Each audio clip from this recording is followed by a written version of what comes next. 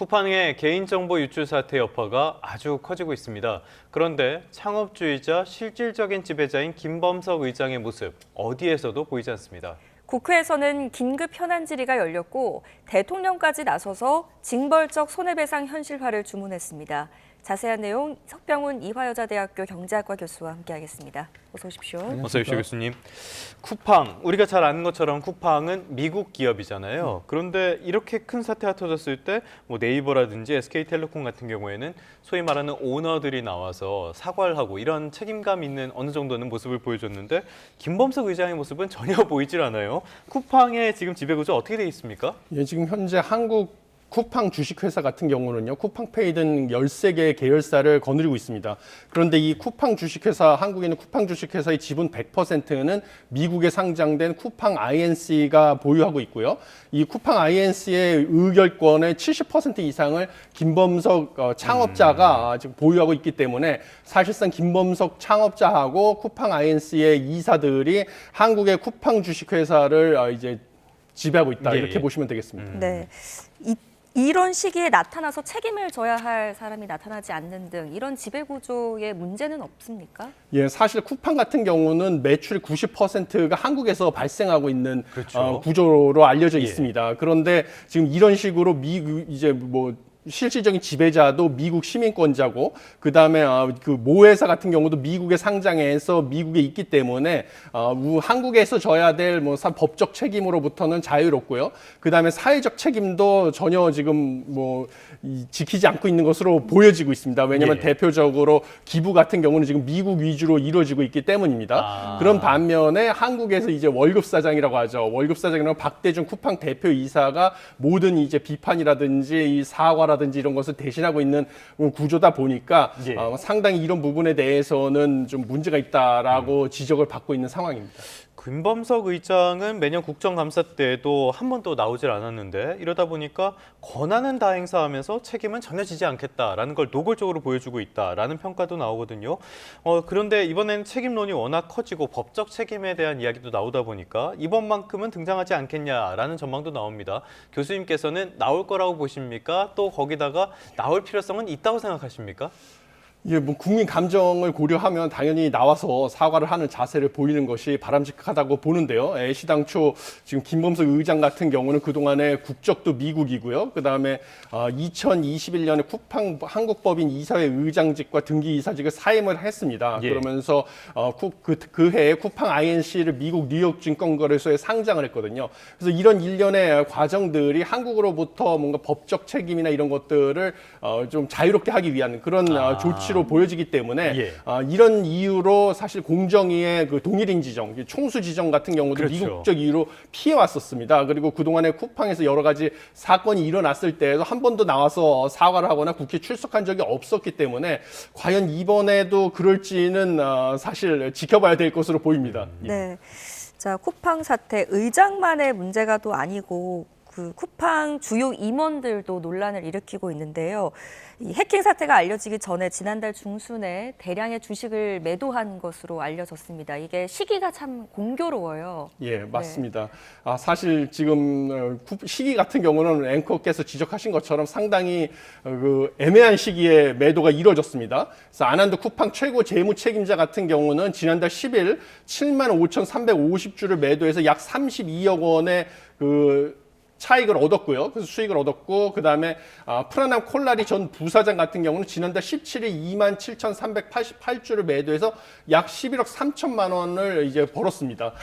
그런데 이것이 이제 회사 측이 발표한 대규모 해킹 사태 인지 시점 직전의 거래. 그런데 제 인지 시점이라는 것이 지난달 18일이거든요. 그러니까 뭐 하루, 그 다음에 일주일 상관으로 있었던 거래이기 때문에 뭐 문제될 게 없다라고 주장을 할 수는 있지만 사실 내부 거래 논란 가능성은 여전히 있다라고 보여지는데요. 그 예가 한국인터넷진흥원에는 지난달 6일 오후죠. 그때 자사 계정 정보에 무단 접근이 발생이 됐다고 이제 보고한 것이 있기 때문에 과연 이게 어떻게 될 것인지에 대해서는 논란이 계속 있을 것이다라고 보여집니다. 내부자 거래는 심각한 범죄 행위죠. 아무튼 간에 이런 논란이 계속 커지면서 대통령까지 나서서 징벌적인 손해배상을 언급을 했습니다.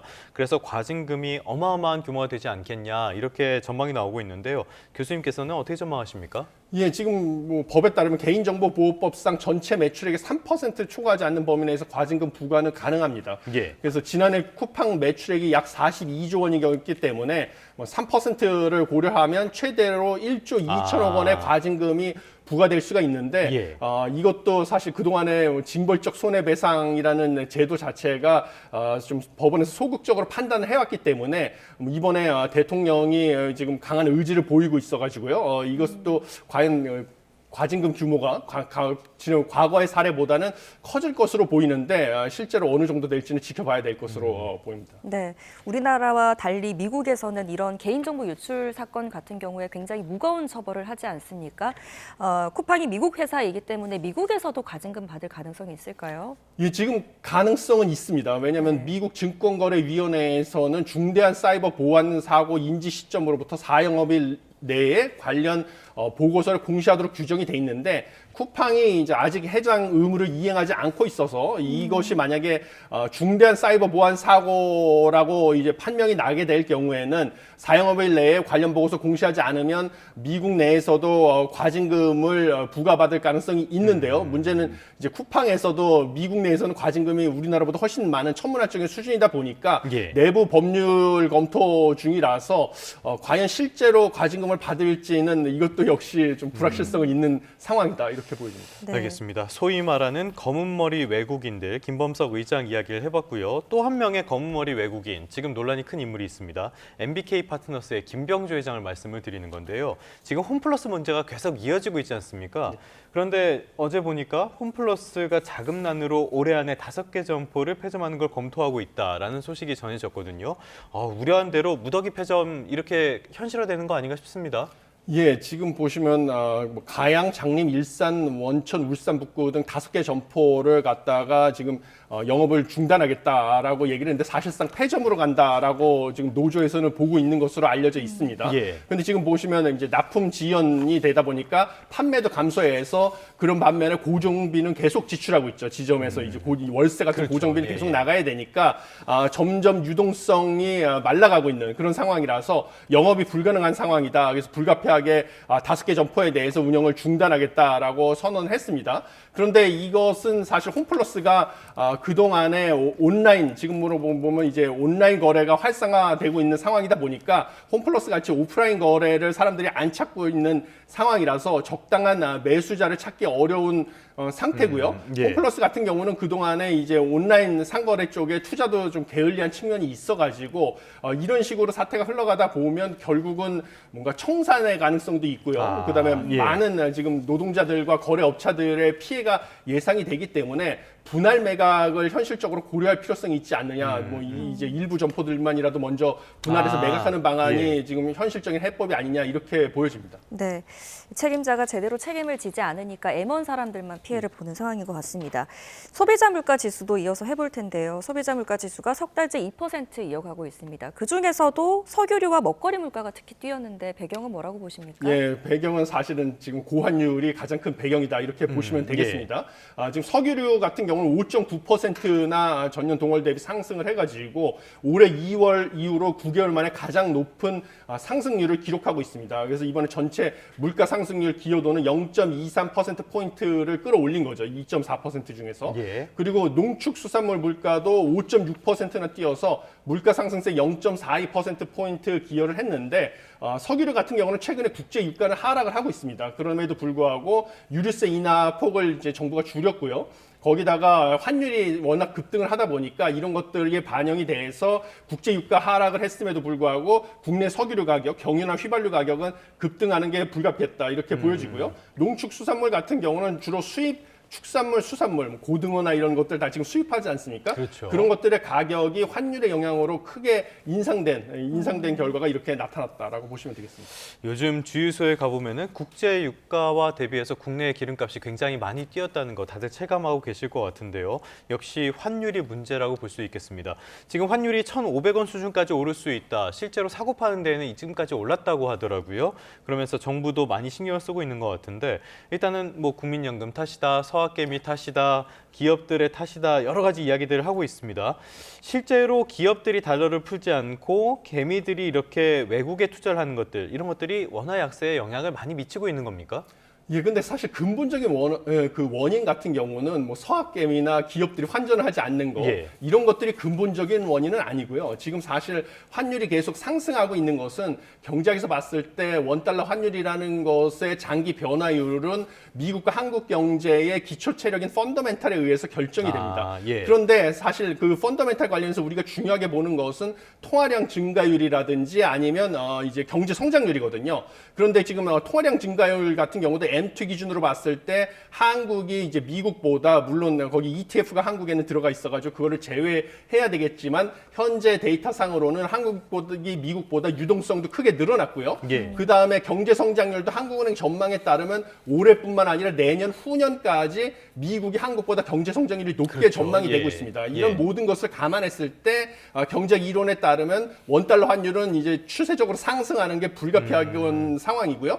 이런 것들도 이제 기초 체력이 미국이 더 좋다는 것이 예상이 되니까 이제 국내 투자자들, 그다음에 예. 국내 기관 다 이제 미국 주식을 더 예. 유망해 보여서 거기에 투자를 하는 것이다. 뭐 실제 수익률이 더 좋으니까요. 예, 그렇죠. 예. 예, 그렇게 보이는 것이고 그다음에 수출 기업들 같은 경우도 앞으로 원달러 환율 상승이 예상이 되니까 굳이 지금 환전할 필요성이 없어서 환전을 안 하고 있는 것이거든요. 예, 예. 근데 이제 정부가 나서서 뭔가 충분한 유인을 제공하지 않고 강제로 뭐 환전을 감시하겠다 이런 식으로 나가는 것은 자유시장 경제 시스템인 우리나라 체제에서는 바람직하지 네. 않다 이렇게 보여집니다. 얼마나 다급했으면 그랬을까라는 생각도 들긴 하는데요. 그런데 말씀하신 내용을 들어보면은 우리나라의 기초 체력, 경제 기초 체력의 변화가 없는 상태에서 이런 단기 대응만으로는 의미가 없다라고도 볼 수 있을 것 같아요. 그러면 어떤 방안을 마련해야 됩니까? 사실 단기적으로는 하루에 환율이 널뛰게 하는 것을 관리하는 것이 가장 중요합니다. 왜냐하면 예. 그러면 많은 파생 상품 계약들이 있기 때문에 너무 환율 변동폭이 크게 되면 이제 강제 청산이 들어가죠. 그리고 마진콜이라고 하는데 그런 것이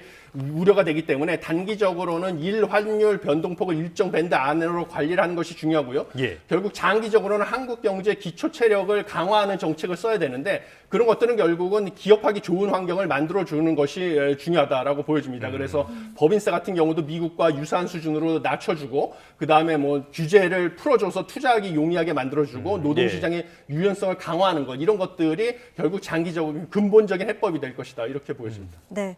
또 정부가 서민 대표 먹거리인 치킨 물가 잡기에도 나섰습니다. 치킨 업계에 중량 표시제 도입하겠다라고 밝힌 건데 이거 효과가 있을까요? 예, 사실 그동안에 원래 정부가 가격을 관리를 하게 되면요. 가격 인상을 갖다가 억제하기 위해서 그러면 당연히 판매자들은 이제 중량을 줄이는 방식으로 실제 가격을 인상시키는 그런 전략을 취해 왔었습니다. 네. 그래서 그걸 슈링크플레이션이라고 하는데 그것을 막겠다는 취지로 지금 이제 조리전 중량을 뭐 999g이다 또는 이제 그 닭의 이 크기죠. 뭐 10호다 이런 식으로 앞으로 넣어라라고 지금 하겠다라는 것이죠. 단 이제 자영업자들 같은 경우는 많은 피해가 예상될 수 있기 때문에 단기적으로 내년 6월까지는 계도 기간으로 주겠다라고 해서 일정 기간 이제 유예를 예. 시켜주는 이런 조치를 취했습니다. 그런데 근본적으로 이런 방식으로는 이제 물가를 잡을 수가 없다라는 것이 경제학의 이론에 따르면 나와 있는 것이고요. 그럼 어떤 식으로 생산자들, 판매자들은 대응할 것이냐? 그러면 이제 당연히 뭐 중량을 바꾸고 가격도 동시에 바꾸면서 새로운 네네. 메뉴를 내는 방식으로 대응할 가능성이 커서 많이 근본적인 받았죠. 예. 근본적인 해법이 되기는 어렵다 이렇게 보여집니다. 알겠습니다. 말씀하신 것처럼 이런 대책보다는 자영업자를 착취하는 프랜차이즈들의 수익 구조부터 한번 짚어볼 필요는 있어 보입니다. 지금까지 석병훈 이화여자대학교 경제학과 교수와 함께했습니다. 오늘 말씀 고맙습니다. 감사합니다.